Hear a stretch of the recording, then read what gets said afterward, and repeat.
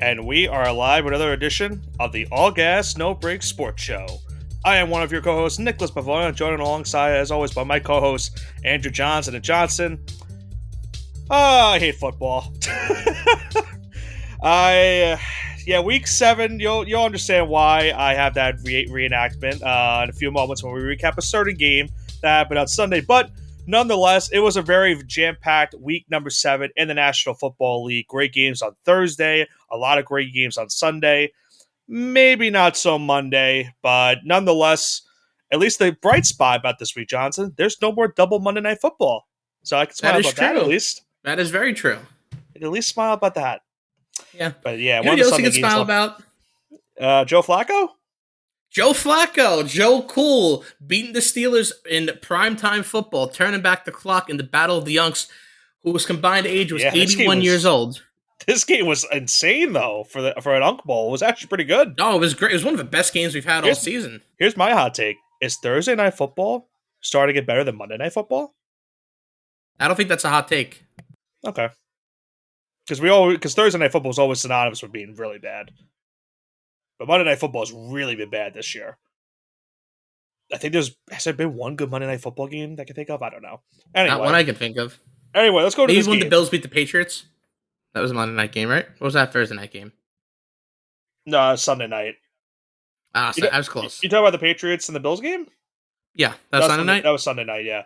Yeah, that checks out. I'll look at previous weeks. There probably was one decent one, but I can't think of one at the top of my head. But yeah, despite the ages of these two quarterbacks in this game, they play like they were rookies or, 5-year vets going into this one. They were slinging the ball down the field, whether that was, for good purposes or not. Aaron Rodgers did throw 2 interceptions that were really bad throws, but, you had Rodgers going for 249, 4 touchdowns, 2 picks. Jaylen Warren having his best game of the season with 127 rushing yards. Flacco counteracts with 342, 3 passing touchdowns. The Bengals having their best running game of the season with Chase Brown, 11 carries on 100 and 108 yards. But the big story for the offense for the Bengals was Jamar Chase. 16 catches, 161 yards, and a touchdown in this game. Probably should have had multiple touchdowns in this game. He actually probably should have had 20 catches at the end of the night, but he had a couple drops in this one. But other than that, Johnson, a late field goal for Cincinnati gives them the win, and now probably gives them some hope in the AFC North, because as of this point, they're a game and a half back of Pittsburgh in the standings. So don't count out Cincinnati just yet. If Flacco can keep this up, the Bengals might have a really good shot at winning this division. 16 of 24, 165 yards, 1 touchdown. That's a Jalen Hurts stat line, right? Yeah. You're not wrong. It's a Jalen Hurts stat line. But you know what this game actually did? This game left the door open for the Ravens. Because with this game, the Ravens are now once again betting favorites to win the division at 1-5. Which is crazy. Betting favorites, which is crazy. Because they're only 2 games back. They're only a couple games back, so it's early in the season still. And they have plenty of time to make up ground. They're going to have 2 games against a lot of these other teams in the division, so they have plenty of time to make up time. I forgot the Lions. Speaking of the Ravens, I forgot the Lions and Ravens. That was a Monday night game. That was pretty good. That's the only Monday night game that's been good this year. Chiefs and Jaguars was okay, but that Ravens-Lions game was really good. But yeah, going back to this game, the Bengals, and now, as you mentioned, the Ravens, it's not over for them yet at this point. I think everyone was thinking, okay, the Bengals have no Burrow. The Ravens are without Lamar. They're probably done because the Steelers just have to at least not have a screw up and they'll be fine. And unfortunately, this is a spot that they did screw up in, Johnson, because this has been a norm for them on Thursday nights. I think Mike Tomlin's record is like 3-17 or something on Thursday Night Football, which is it's atrocious. It's really bad. And every single time that the Steelers play these games where they look really good and they're probably going to win, they have that screw-up spot and they lose the game. And that's exactly what happened in this game. They screwed up. Their defense looked absolutely atrocious for a team that is synonymous with defense over their entire franchise's history. And now they have to try to see if they can bounce back. They have a big upcoming game this on Sunday night against the Packers in the Aaron Rodgers Bowl. So we'll see if they can bounce back. But yeah, Cincinnati, Baltimore, they're not out of it just yet. This basically at the midway point of the season.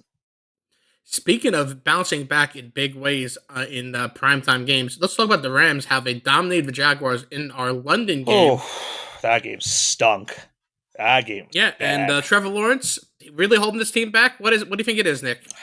The defense is bad. The offense is getting bad. What happened to the team? This team that won 2 weeks ago against the Chiefs. What happened in these last 2 weeks? You can luck into a couple of those victories every season. Every team gets one. I get it, but they looked really bad against the Seahawks offensively, and then this one, not only did the offense look bad, their defense was getting torched by a Rams team without Puka Nacua. Stafford throws for what was it, 5 touchdowns in this game?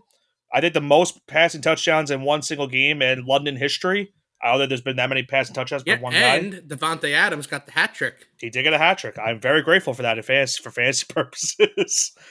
Did I tell you that I dropped Matthew Stafford? You did. I did. You know who I picked up?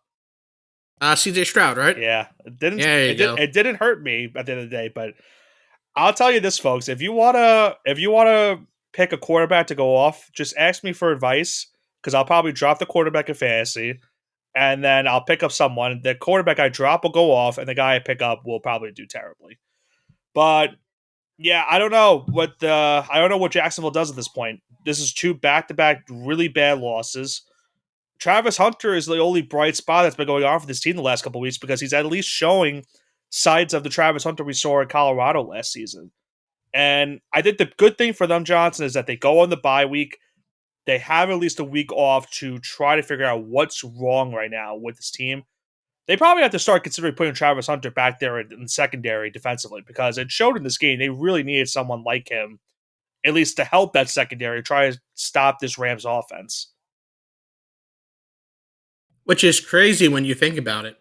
So let's talk about this. Yeah. Let's talk about the Jags, right? We're talking about having downtrodden, they need help, yada yada. They're 4-3, right? They're 4-3 now. Yep. Yeah, and what's a downtrodden team that's also 4-3 that gets all the media attention? Chiefs? The Kansas City Chiefs. There you go. So narratives are a hell of a drug in the NFL. That's all I'm going to say. Let's just skip this and talk about the next game. There's not much you can talk about this game. It was really bad from start to finish. But speaking of a team that's been kind of downtrodden in the media the last couple of weeks, how about the Philadelphia Eagles, Johnson? After that bad loss to the Giants on Thursday night, last Thursday, they come back a week later to take on the Minnesota Vikings in the Carson Wentz Bowl. And the story of this game, they finally got the passing game going in this one. Jalen Hurts, 19 of 23, 326 yards, 3 passing touchdowns. Devonta Smith had 183 yards and a touchdown. A.J. Brown had 121 yards and 2 touchdowns. The Vikings did have a chance as this game went on to come back, but earlier mistakes from Carson Wentz were really realistically the big reason why they couldn't get the job done in this game. That's crazy. What was the final score of that game? 28-22. Yeah, wow. You would think with all those passing yards, it would have been a lot high scoring. And the boy Carson Wentz was playing, he still thought he was on the Eagles from all those passes to the green uniforms out there. Yeah, one of them being a deciding pick six. That if you look at the difference of the game, that's one of the differences. And there also was a touchdown that was taken off the board from T.J. Hockenson, which I'm not trying to paint a narrative, but that also is a difference in this game as well. But yeah, the Eagles needed this game. We talked about it going into the week. They needed this one desperately after the back-to-back bad losses, and they get the job done against Minnesota, who now drops to 3-3 after this game. Yeah, and we can talk about You got it. We can talk. Yeah, hold on. I got it. You got it. Let's talk about how the Eagles. I don't want to say we're gifted this game because obviously on the defensive end they played out of their minds. But you could talk about the T.J. Hockenson touchdown that'd be talking away. But for a game where the Vikings should have had 7 more points on the board in their favor, and the Eagles should have had 7 less points because of that pick 6. 2 plays could make a hell of a difference in the NFL. And that's why when you take a look at the Vikings' future, it really didn't drop too much in the odds market. Yeah.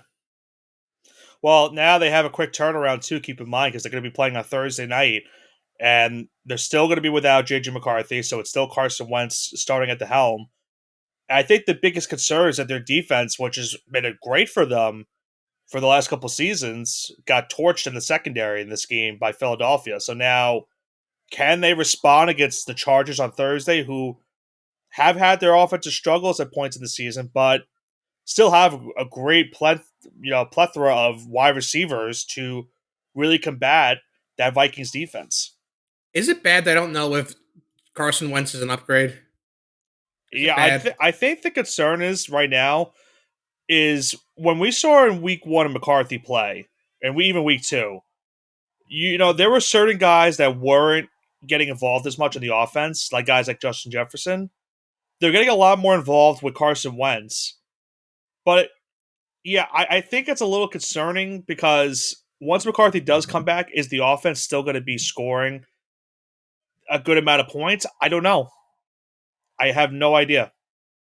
But this has been the problem for McCarthy since he got drafted. Now a lot of I people think are high I on think it him. really boils down to like he was injured, and yes, it's good to know the playbook, but I didn't get any reps last year, Right. which was the problem. If he got reps, I think he'd be doing a lot better. Especially the injury time that he's missing right now with practice and actual real time game experience doesn't help either. So it's just delaying his development a little bit more. But he seems to be like 6 or 7 months behind on his development. So I'm willing to give him kind of like I don't want to say write this year off, but give him like the benefit of the doubt and see how he does next year. We just don't know if the organization will have that leeway. Yeah, I mean, I wouldn't do it this year because I'm not really high on the quarterback class going into this upcoming draft. But I think you're going to start having that conversation after next year. Maybe if McCarthy doesn't show any signs, then you got to have to start thinking about quarterback again, which is not something you want to be in after just drafting one very very recent. You know where you don't want to be either, Nick? You don't want to be losing to the Indianapolis Colts, and that's exactly what happened to the LA Chargers. Him Whew. went down almost 20 points nice and early in the game in the first half. Yeah, Chargers stink right now. They look like a shell of the team we saw the first 3 weeks of the season. Um, their offensive line has been banged up, but their defense got really torched up in this game by a multitude of players. Daniel Jones has been insane for this team this season. 288 yards and 2 passing touchdowns. You know, statistically speaking, he is the best offense in NFL history, surpassing the 2007 Patriots at this Yeah, point. yeah, you It's a can't crazy deny it. statement. And one guy that's been helping him along the way has been Jonathan Taylor. Another 3 touchdown performance in this game. Taylor has been unbelievable this season. We've seen some great years out of Taylor the last couple of years. This season is by far topped all of that so far at this point in the season. The Chargers put up some good offensive numbers. Herbert did throw 2 interceptions, threw for 420 yards and 3 touchdowns. I like to shout out my boy Aronde Gadsden, former Syracuse player. 164 yards and a touchdown in this game for the tight end. Keenan Allen had 119 yards and a touchdown. Ladd McConkey had 67 yards. Quentin Johnston returning had a touchdown. But the Chargers defense stunk. Even who am I thinking of? Their safety, Chargers safety. What's his name? I should know it. I couldn't name one. I should know on the top of my head. Derwin James, thank you. I thank it myself. Derwin James even said after the end of the game, we sucked. We were really bad this one, and yeah, can't be faulted though. The Colts right now going into week 8, Johnson, have the best record in football. I would have called you crazy if you told me that at the beginning of the season. Yeah, would you believe if the Patriots and the Steelers are right behind them too, leading No, the I would AFC? not. No, I would not. You'd say it was this I was with you 2007. when the Patriots making the playoffs, but I did not expect this. This has been a whirlwind of a season so far. So yeah, we'll see if the Let's Chargers talk. bounce back because they have Thursday Yeah, night, as I mentioned earlier on. let's talk about more pain and misery. Let's talk about Jaden Daniels getting injured in that loss to the Cowboys. Yeah, yeah. If you're a Commander fan, it's not a good time right now. Last year feels like a fever dream. The way this season's been going. Daniels gets injured in this game. I believe it's another hamstring injury. He had a hamstring injury earlier in the season, so he could be out again for a potential lengthy period of time. And their defense looked really bad in this game against the Cowboys. Dak has been having an MVP type of season. 3 passing touchdowns, 264 yards passing. Javonte Williams had 116 yards on the ground and a touchdown. They get CeeDee Lamb back. He goes off for 110 yards and a touchdown in this game. And yeah, the big story, of course, now Daniels gets injured. We'll have to see what his status is the next couple of days. They have a primetime game coming up on Monday night against the Chiefs. And we talked about this last week. their upcoming schedule is really tough the next couple weeks. The next 3 games at Kansas City, home against Seattle, home against Detroit. It does not get easy for this team the next 3 weeks, and you might not have Daniels for any of those 3 games. So, yeah, Sounds like good it's time luck. to put him on ice and tank for an offensive lineman. Marcus Mariota starting, yeah, it's not good. It is not good right now. And let's continue with pain and suffering, Nick. We'll make it brief. Giants Yeah, blow 33 points in God, a the 26 most point lead. the most disgusting performance I've seen from a team's defense in 1 quarter of play. I don't know I don't know what to say about this game. 3 quarters, I felt so happy. I'm thinking, oh my goodness, they just beat Philadelphia. They're up 19-0 going into the 4th quarter against Denver. Like, is this team going to make me start believing again? I I should have known right there and then that because I had that at least a little sliver of hope that I was going to be disappointed by this team. 33 points in a quarter, unheard of. I don't think that's ever been done by a team. If it has been done, I couldn't tell you the last time it has been done. The Giants missed 2. I don't remember his name, McNamee. I don't even know how you pronounce it. He misses 2 extra points, including the deciding difference maker of this game. The most frustrating part is that the Giants, after blowing the big lead that they had, got down the field thanks to the referees and were able to score a touchdown with 30 seconds left. But because that second missed extra point happened, they gave the Broncos the ball back with 30 seconds. They go down the field, kick the game-winning field goal, and steal this game from the Giants. Despite, if you ask them, they were they were pretty much beat the entire game, and the Giants pretty much just left the door open for them and gave them the victory. They go to 5-2. The Giants shot to 2-5. It's been it's been the most frustrating season so far, Johnson, because there's sights of this team showing progression, and you saw that in the Philadelphia game. But in the games against Dallas and Denver, 2 games that they should have won, they collapsed because of their team's defense at the end. And because of that, they're now 2-5, and now they have to play Philadelphia again upcoming this Sunday. Yeah, good luck, Nick. I don't think we need to really harp on this anymore because I'm going to kind of go through a lot of these kind of sad I'll stories. talk about them in a little bit later because we're gonna break down that game on week 8. Let's talk about Michael Penix getting injured in his loss over the 49ers. Yeah, I think it's a bone bruise right now in his foot, so not certain how long that's going to take. But we might see Kirk Cousins again play for the Falcons after this happened. Penix did finish the game, so he didn't have to come out at any point. But yeah, the Niners do it again. They get another victory. Christian McCaffrey goes off in this game, 129 yards rushing, 2 rushing touchdowns, 72 yards receiving. Their defense looked really good. They stopped Bijan Robinson. He really was not a factor in the running game in this one. And now the Niners, they're 5-2. They're tied for first place in the division. And the Falcons are probably the most confusing team in all of football, Johnson, in my opinion. Because they look great against Buffalo, and then they do this against San Francisco. Yeah, I don't know really what to say about all this because their defense at least has been Jekyll and Hyde. Is that a good way to put it? Jekyll and Hyde is definitely the right terminology for this team. They are legit the definition of it. I was for certain they were going to win this game. Yeah, Back finally had his first bad game as a starter so far, but I think that was kind of it was bound to happen. It was bound to happen, and still overall in the season, he's still done a really good job. He's left this team in good hands so they can all get healthy. And if this Niners team does get healthy, I think they're going to be dangerous. Oh yeah, for sure. I think at the end of the day, they're getting healthier. I mean, George Kittle did nothing in this game. He pretty much ran cardio in this one. Yeah, he was out there having a good time. But I mean, I wasn't having a good time watching it. But at the end of the day, I mean, you got him back. You're going to get Ayuk potentially back at some point maybe this season. Juwan Jennings has been battling injuries. He did play in this game. The defense did lose Warner and Bosa, but they're still winning. So that's all that matters at the end of the day. Yeah, and by the way, Mac Jones is throwing 281 yards a game right now. It is an absolute insane how he's slinging the ball. His passer rating's at 90, so it's good. Right. So it's not like it's anything to write home about, but he's accurate and he can drive the ball downfield. If this was a 17-game season, he'd be throwing for close to 5,000 yards right now. So he's having a good year.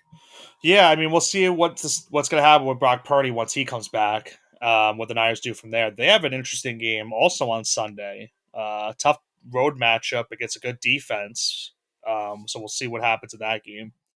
And then Johnson will round up our recaps with our last double Monday night header of the season. We'll start with the first game. Lions, monster game for Jahmyr Gibbs. 218 scrimmage yards, I believe, from Gibbs in this game.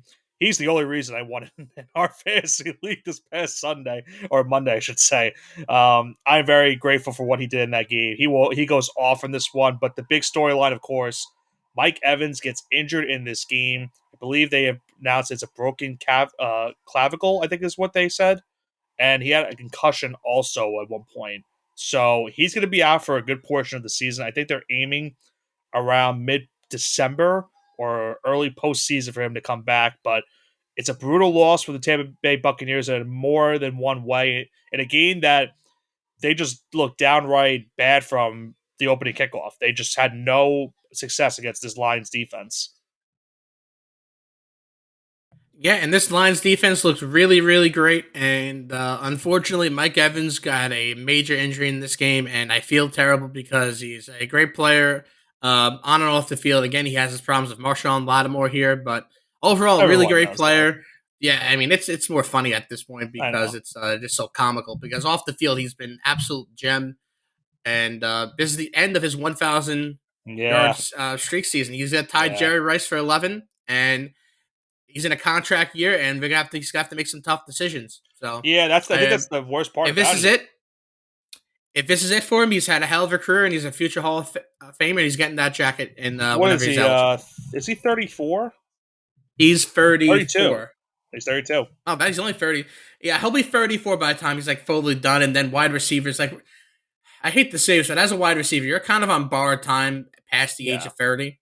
Like, if we get one major injury, that's it. You saw with Odell. It's going to happen with Tyreek. It kind of happens to everyone. It happened with Edelman. The only reason why Edelman came back is because he had PEDs and he got caught with that. So it's just a whole other world here, the amount of athleticism required to play this position. So I do hope, listen, I hope he comes back in a year or 2 years from now, whatever it takes him. He comes back and gets another 1,000-yard season, but I just don't see it happening. Well, I think the good thing is that they're at least expecting him to come back this season because I think originally he was supposed to be out for the year, and now they're saying, okay, he actually has a chance to come back. That's going to be so tough, though. I can see him coming back for a playoff push, but right. I think the good thing is that they're in a division that they should win still. The Falcons are probably the only threat they have right now. The Panthers have at least been better, but then they just lost Bryce Young. They're probably not going to be division like contention wise.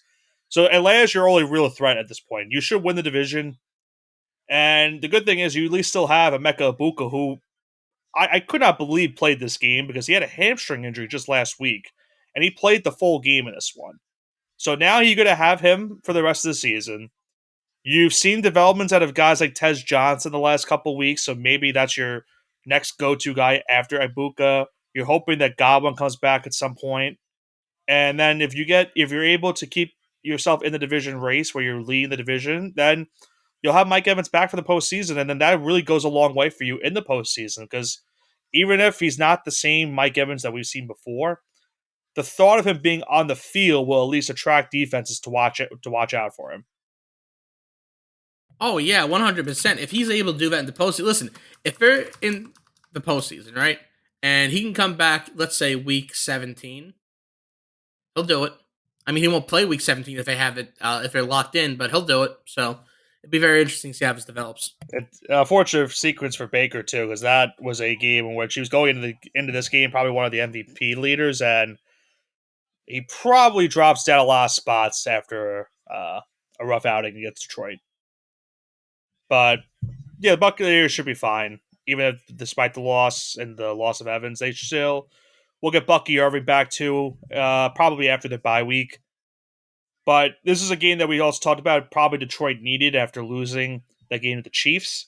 Their offense looked great, but the biggest storyline is that their defense finally, for the first time all season, it feels like, really standed out in this game. They gave Baker Mayfield a lot of problems in the backfield. They forced him to make some mistakes in this game. There was really no rushing attack from the Bucs, and the Lions took advantage of it and got the job done. Yeah, and let's just kind of wrap this up and talk about how the Texans offense continues to struggle Um, in the loss against the Seahawks. why was this a primetime game? Well, it wasn't prime time for the East Coast, and thank you NFL execs because I was This fast game asleep ended at when it 1, started. like 15, 1:30 in the morning. Yeah, well, I wasn't up to watch it, nor was probably the majority of the people of the East Coast and Central I think Coast I, because yeah. listen, if you're on the West Coast, like the 25% of you have fun, but like 75% of this country did not see this game. And probably good thing they didn't. The score looks close.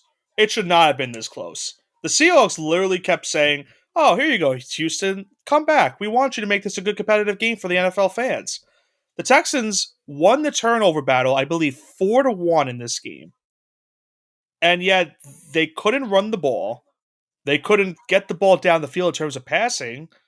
And yet it was a one possession game because their defense was at least forcing turnovers off of really dumb mistakes. Darnold makes a bad interception. They have Cooper Kupp throw a pass that got intercepted. Darnold fumbles the ball inside of the goal line that leads to a Texans scoop and score. Yeah, this game was just it was just ugly. It was not a good game. The Seahawks get the job done. They go to 5-2 with the win. They're tied for first place in the NFC South NFC West going into their bye week. But the Texans are the big storyline of the game because their defense, yes, on paper it looks bad because they gave up 27 points, but the reason they gave up 27 points is because they kept getting backed up in their own territory. I think they were like averaging like the 35, 40 yard line every defensive possession, which is not an easy thing for any defense to try to stop the opposing offense from scoring at least some kind of points on each drive. So Texas got to figure out a way to do something in their offense. They can't run the ball. You can't throw the ball. They have no time protection for CJ Stroud. It's just, as you know, a famous wrestling announcer said, it's bowling shoe ugly right now. Yeah, and I think we are done with all this, and let's go into our mushing hour, Nick, and I'll Let's get the taste out of our mouth from that last game. And yeah, let's speaking of great games, talk about the Thursday night game. We have Vikings at Chargers. The Chargers are at home and a 3.5 point favorite, and the over under slate at 44.5. I'm Mm-hmm. thinking Chargers minus 3.5 here. I can't get a good read of this game, Johnson, because these two teams are just they're in the Falcons territory of being Jekyll and Hyde. Am I wrong to say that? I'll take that as a yes. A little deep in thought here right now. Yeah, I would say so because the Vikings they don't have their quarterback, so I we really know. can't tell. Yeah, but Like we don't know what the Vikings are. That's the problem. I We know, know but what the would it be Chargers much are. better with would it be really that much better with McCarthy? I don't know, and we You- can't really say yeah. that until we see him I play a guess that's couple of fair. games. So, I but guess that's Chargers, I'll fair. give you. Vikings, I'm not sure of.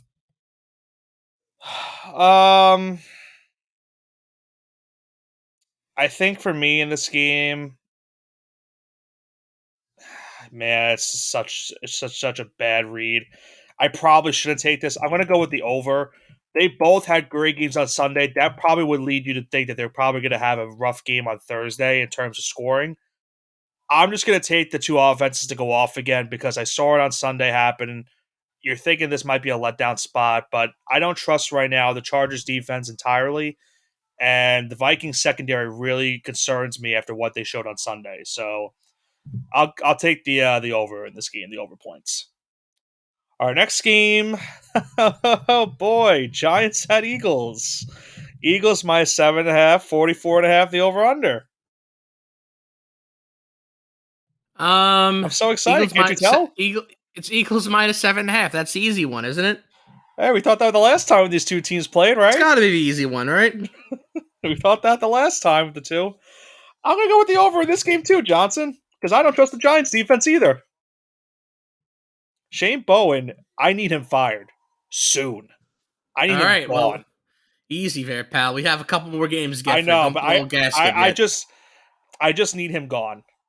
I hate seeing Brian Burns, who's having a great season, get frustrated because our defensive coordinator is being really, really dumb.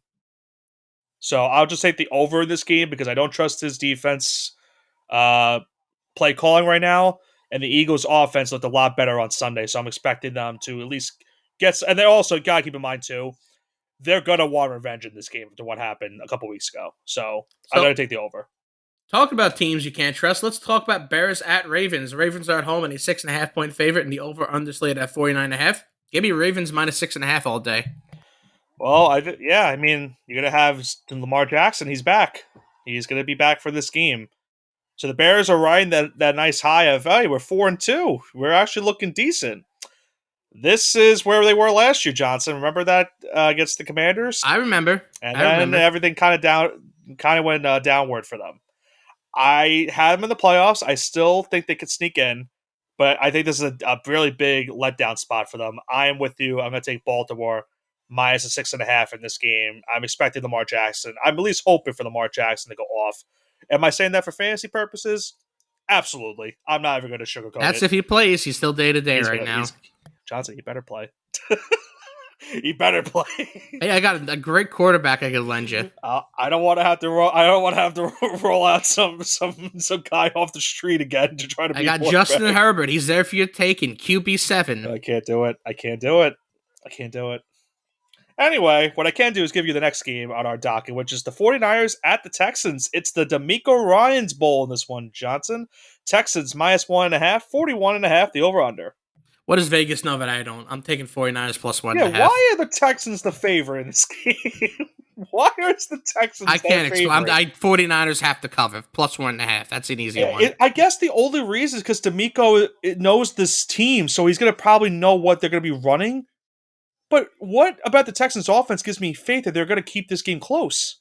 49ers plus 1.5. This is an easy one. Now that they say that, the Texans are probably going to win. So I digress. What's our next game? We got a couple games left. First of which is Cowboys at Broncos, who are at home, and they are a 3.5 point favorite. That is Broncos minus 3.5, and the slated over/under is 51.5. Give me Cowboys to cover here. Cowboys plus 3.5. I've given you my stance on Cowboys games last week, and I'm going to continue that moniker until I see something different. Give me the over. Third over of the week. There you have it. Broncos offense against the Cowboys defense. Yeah, that's all I'm going to say about that. Javonte Williams, though, this is a revenge game from him. I expect a big game out of Javonte Williams, or at least I think he's going to have a big game in this one between those two teams. Then we go into our Sunday night game, Johnson. Packers at the Steelers. It is the Aaron Rodgers Bowl, as the Packers on the road are a 3.5 point favorite, 44.5, the over/under. Packers minus 3.5. I think they'll get their revenge on Aaron Rodgers. I've had trouble picking this game too, and the Packers have not looked good the last couple of weeks. They've been winning, but they have looked really bad in winning. I'm going to take them to cover this game too, but it's only because the Steelers also have not shown me any hope to picking them. This is kind of a matchup with two teams that I don't have any faith in, and I'm just going to have to just take the favorite and just see what happens. So I'll take Packers minus 3.5 as well. What's our final game of the week? We have on Monday Night Football, Commanders at Chiefs. Yawn. Chiefs are 10.5 point favorite at home. Slated over under 47.5. Give me Commanders plus 10.5. They have to cover, right? Not if Jane Daniels isn't playing. If it's Marcus Mariota, they are not covering this game. Chiefs minus 10.5. They're playing really good right now, and if it's not Daniels out there, I have no faith in this team covering the 10.5. So I got Chiefs minus 10.5 to round out week number 8. I apologize if this was more of a ranty mushing hour / episode for me, but that Giants game left me with a bad taste in my mouth on Sunday. Really, really, really bad game. So I digress. Hey, good for you though. You're 5-2, Johnson. Patriots looking good. Listen, I said at this point in the season they'd be 5-2. Now that I have them beating the Bills and losing the Raiders, no, swap those games. However, this is what I expected at this point. You've played a bunch of bad teams. Your quarterback looks good against bad competition. Just let me see how they play against a good team. Congrats, if they get win again. I said 10, 11 wins. It's possible. I've said it multiple times. I said 11 wins would be the ceiling on this team. It looks like they're on pace to get close to that ceiling. And you gotta win. You gotta win more than likely upcoming on Sunday against Cleveland. So don't jinx me. I wouldn't want to wish that upon you, but if I can't have a fun season, I don't think anyone else can at this point. Well, I don't want to hear that. You can just end the show now. I'm taking everybody with me. That's going to do it for this week's edition of the All Gas No Break Sports Show. A wild week number 7, nonetheless, though, in the National Football League. Now gets us into week number 8. Thursday night, Vikings and the Chargers. A lot of games on Sunday as well. You have the Bears, Ravens, Cowboys, Broncos, 49ers, Texans. Unfortunately, the Giants and the Eagles, and then Packers and Steelers to ride it out on Sunday night. And then on Monday night, it's Commanders and Chiefs. We'll see how all of this unfolds next week here on the show. For Nicholas Pavone and Andrew Johnson, this has been the All Gas No Break Sports Show. Have a great rest of your week.